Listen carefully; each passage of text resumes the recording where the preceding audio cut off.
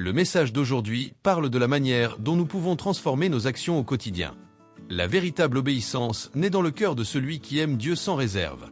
Il donne de la force à celui qui est fatigué, et il augmente la vigueur de celui qui est épuisé. Ceux qui espèrent en l'Éternel renouvellent leur force, ils s'élèvent comme des aigles, ils courent et ne se fatiguent pas, ils marchent et ne se lassent pas.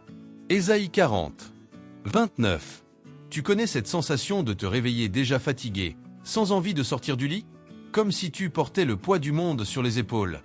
La vérité, c'est que si nous ne faisons pas attention à ce que nous laissons entrer dans notre cœur, il devient vraiment difficile de trouver la force de commencer la journée.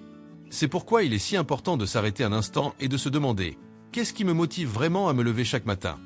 La recherche de quelque chose de nouveau? Un bien matériel? L'envie de prouver quelque chose à quelqu'un? Ou alors notre esprit est déjà plein de distractions dès le réveil?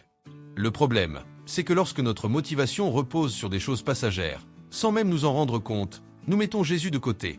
Et c'est là que tout commence à se désorganiser. La fatigue devient plus lourde, la motivation disparaît, et la vie perd son sens.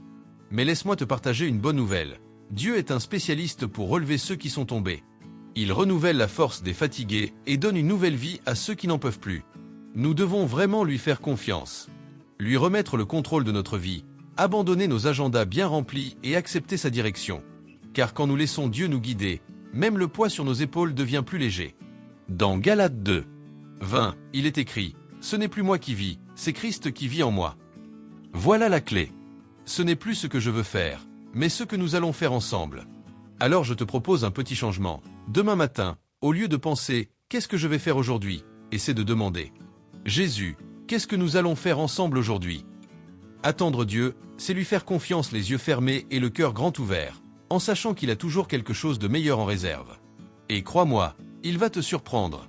Et si tu aimes faire des lectures dévotionnelles, je t'ai laissé une recommandation de livre dans la description de cette vidéo. C'est un best-seller qui a déjà touché des millions de vies.